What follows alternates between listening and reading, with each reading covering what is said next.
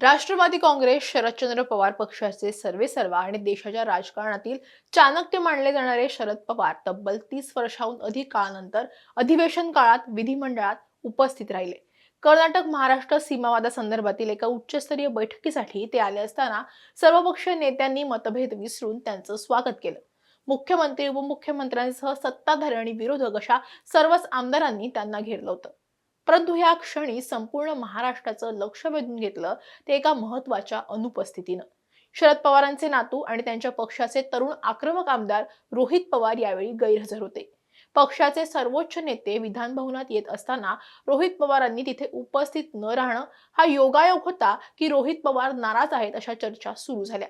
शरद पवार विधान भवनात आले असतानाची गैरहजेरी, पक्षातील आमदारांची त्यांच्यावरील नाराजी आणि पक्षाची एनडीए सोबत जाण्याची कथित चर्चा आणि रोहित पवारांची यावरची भूमिका हे सगळं आपण या व्हिडिओच्या माध्यमातून जाणून घेऊयात.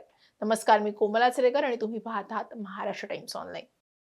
शरद पवार हे महाराष्ट्राच्या आणि देशाच्या राजकारणातलं असं व्यक्तिमत्व आहे जे कधीही सक्रिय राजकारणापासून दूर राहत नाही. मात्र गेल्या 34 वर्षांमध्ये अधिवेशन सुरू असताना ते महाराष्ट्राच्या विधिमंडळात अधिकृतपणे उपस्थित राहिले नव्हते. बुधवारी जेव्हा ते सीमावादाच्या बैठकीनिमित्त विधान भवनात आले तेव्हा तिथे एक वेगळंच वातावरण सगळ्यांना पाहायला मिळालं होतं. महाराष्ट्राच्या राजकीय संस्कृतीचं दर्शन घडवत मुख्यमंत्री देवेंद्र फडणवीस, उपमुख्यमंत्री एकनाथ शिंदे यांनीही शरद पवारांचं स्वागत केलं. महायुती आणि महाविकास आघाडीचे सगळेच प्रमुख आमदार शरद पवारांना भेटण्यासाठी आले. परंतु या सगळ्यामध्ये रोहित पवार कुठेच फ्रेम मध्ये नव्हते. रोहित पवारांच्या या गैरहजेरीमुळे राजकीय वर्तुळात वावटळ उठल्यानंतर त्यांनी तातडीने माध्यमांसमोर येत स्पष्टीकरण दिलं. त्यांनी असं सांगितलं की डोंबिवलीतील एका सरकारी रुग्णालयात शिवसेना शिंदे गटाच्या नगरसेवकानं डॉक्टर आणि परिचारिकांना मारहाण केली होती. त्या नगरसेवकावर गुन्हा दाखल व्हावा यासाठी मी तिथे आक्रमक आंदोलन करत होतो. या आंदोलनामुळे पोलिसांना कारवाई करावी लागली, पण तिथून विधान भवनात पोहोचायला मला उशीर झाला. ही अडचण पवार साहेब नक्कीच समजून घेतील.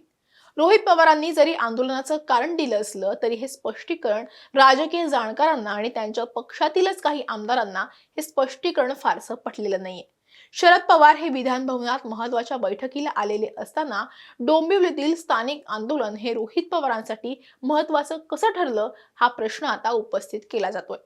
गेल्या काही महिन्यांमध्ये रोहित पवार यांनी पक्षाचा तरुण चेहरा म्हणून स्वतःला प्रस्थापित करण्यासाठी राज्यभर युवा संघर्ष यात्रा काढली होती. एमपीएससीचे विद्यार्थी, कंत्राटी शिक्षक आणि तरुणांच्या प्रश्नांवर त्यांनी सातत्यानं आंदोलनं केली आहेत.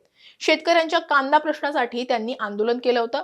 तर शेतकऱ्यांच्या कर्जमाफीच्या अटींमध्ये सुधारणा आणि सरसकट कर्जमाफीच्या मागणीसाठी पंढरपूर येथे त्यांनी अन्नत्याग उपोषणही जून महिन्यात केलं होतं. अजित पवारांच्या न्यायासाठी त्यांनी उभारलेला लढा सुद्धा चर्चेत राहिला. रोहित पवारांच्या या आक्रमकतेमुळे ते माध्यमांमध्ये सतत चर्चेत राहिले. मात्र त्यांच्या याच आक्रमकतेमुळे पक्षातील वरिष्ठ नेते आणि काही आमदार नाराज असल्याचं बोललं जातंय. पक्षातील काही आमदारांचं असं म्हणणं आहे की रोहित पवार हे इतर आमदारांच्या मतदारसंघात जाऊन तिथे समांतर संघटना बांधणीचा प्रयत्न करतात. यामुळे स्थानिक पातळीवर पक्षात दोन गट तयार होतात. रोहित पवार पक्षाच्या इतर ज्येष्ठ नेत्यांना विश्वासात न घेता स्वतःचे निर्णय स्वतः घेतात आणि आंदोलनं जाहीर करतात, अशी तक्रार सुद्धा काही आमदारांनी खासगीत केल्याच्या चर्चा आहेत. खुद्द शरद पवार उपस्थित असताना बैठकीला दांडी मारून आंदोलनाला प्राधान्य देणं हा देखील रोहित पवारांच्या याच एकला चरोरे भूमिकेचा भाग असल्याचं बोललं जाते. रोहित पवारांच्या नाराजीच्या आणि गैरहजेरीच्या मुळाशी एक अत्यंत गुप्त आणि महत्वाची राजकीय घडामोड असल्याचंही बोललं जाते. मुंबईतील एका आलिशान हॉटेलमध्ये भाजपचे राष्ट्रीय नेते विनोद तावडे आणि शरद पवार गटाचे नेते जयंत पाटील यांच्यात एक महत्त्वपूर्ण बैठक पार पडल्याची माहिती समोर आली होती. या कथित गुप्त बैठकीत जर शरद पवार गट हा महायुतीमध्ये सामील झाला तर त्यांना काय मिळणार यावर चर्चा झाल्याचं बोललं गेलं. महायुतीत अर्थमंत्री पद हे देखील राष्ट्रवादीकडे, मात्र अर्थमंत्री पदाचा अनुभव असणारा नेता राष्ट्रवादीकडे नाहीये. त्यामुळे जयंत पाटील यांच्याकडे पुन्हा ती सूत्र येणार का अशा चर्चा ह्या निमित्तानं सुरू झाल्या होत्या. मात्र नंतर देवेंद्र फडणवीस आणि जयंत पाटील यांनी अशा कोणत्याही युतीची चर्चा झाली नाही असं म्हटलंय आणि या चर्चा फेटाळून लावल्या. मात्र महाराष्ट्राच्या राजकारणात धूर निघतोय म्हणजे कुठेतरी आग लागलीय हा नियम नेहमीच लागू पडतो. रोहित पवार हे भाजप किंवा महायुतीसोबत कोणत्याही प्रकारची हातमिळवणी करण्यास पूर्णपणे विरोधात आहेत. त्यांच्या टोकाच्या विरोधाची काही ठोस कारणं सुद्धा आहेत. अजित पवार जेव्हा भाजपसोबत गेले तेव्हा रोहित पवारांनी शरद पवारांसोबत राहून निष्ठेचं राजकारण निवडलं. त्यांनी भाजप आणि देवेंद्र फडणवीस यांच्यावर अत्यंत बोचरी आणि थेट टीका केली होती. जर आता स्वतः शरद पवार गट हा भाजपसोबत गेला तर रोहित पवारांनी गेली 2 वर्ष केलेली संपूर्ण मेहनत आणि घेतलेली आक्रमक विरोधी भूमिका एका झटक्यात निकालात निघेल.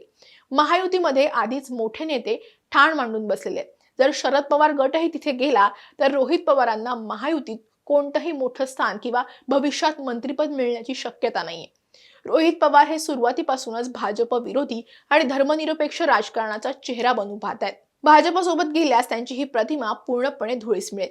तसंच रोहित पवार हे भाजपचे नेते राम शिंदे यांच्या विरोधात कर्जत जामखेड मतदारसंघात राजकारण करतात.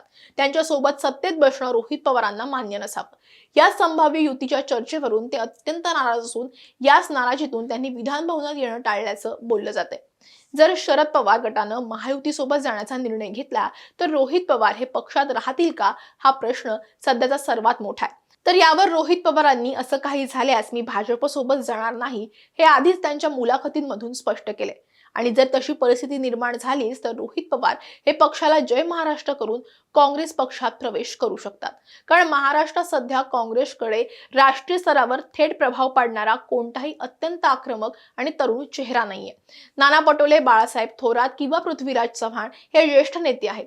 रोहित पवारांसारखा तरुण, आक्रमक आणि राज्यभर फिरणारा नेता मिळाल्यास काँग्रेस त्यांचं उघड्या हाताने स्वागत करेल. रोहित पवारांची आंदोलनाची आणि सरकारला घेरण्याची शैली ही काँग्रेसच्या सध्याच्या आक्रमक भूमिकेशी तंतोतंत जुळणारी आहे. राहुल गांधी यांच्या भारत जोडो विचारसरणीशी रोहित पवार स्वतःला सहज जोडू शकतात. तसंच कर्जत जामखेड मतदारसंघामध्ये अगदी कमी मतांच्या फरकानं 2024 मध्ये रोहित पवार निवडून आले होते. रोहित पवारांना अजित पवारांनीही त्यावेळी साथ दिल्याचं बोललं गेलं. आगामी काळामध्ये निवडणुकीत रोहित पवारांना हवा असणारा सेफ मतदारसंघ ही काँग्रेसमध्ये गेल्यानंतर मिळू शकतो किंवा पुन्हा त्यांना कर्जत जामखेडमधून लढण्याची संधी हवी असेल तर ती सुद्धा काँग्रेसमध्ये गेल्यानं मिळू शकते. काँग्रेसमध्ये गेल्यानंतर रोहित पवारांना थेट पक्षाचं राज्य पातळीवरचं मोठं नेतृत्व मिळण्याची संधीही निर्माण होऊ शकते, जी त्यांना महायुतीमध्ये मिळणं अवघड आहे. सध्या रोहित पवारांनी आम्ही सरकार विरोधात लढत आहोत, नाराज असण्याचा प्रश्नच नाही असं सांगून पडदा टाकण्याचा प्रयत्न केला असला तरी पडद्यामागील हालचाली काही वेगळेच संकेत देतात.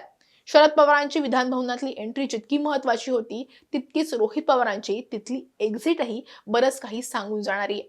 जर राष्ट्रवादी काँग्रेस शरदचंद्र पवार पक्षानं भाजपसोबत जाण्याची लवचिकता दाखवली तर रोहित पवार आपली भाजप विरोधी भूमिका कायम ठेवत काँग्रेसचा हात धरण्याची दाट शक्यताही आहे. त्यामुळे महाराष्ट्राच्या आगामी विधानसभा निवडणुकीपूर्वी रोहित पवारांची ही आक्रमकता पक्षाला तारणार की त्यांच्यासाठी नवीन राजकीय रस्ता तयार करणार हे पाहणं औत्सुक्याचं ठरणार आहे. रोहित पवारांच्या भूमिकेविषयी तुम्हाला काय वाटतं? ते खरंच शरद पवारांची साथ सोडतील असं तुम्हाला वाटतं का? कमेंटमध्ये नक्की सांगा. व्हिडिओ आवडला असेल तर लाईक आणि शेअर करायला विसरू नका. असेच व्हिडिओ पाहण्यासाठी महाराष्ट्र टाइम्सचं YouTube चॅनल सबस्क्राईब करा. आम्हाला Insta, Facebookवरती फॉलो करा आणि हा व्हिडिओ शेवटपर्यंत पाहिला त्यासाठी धन्यवाद.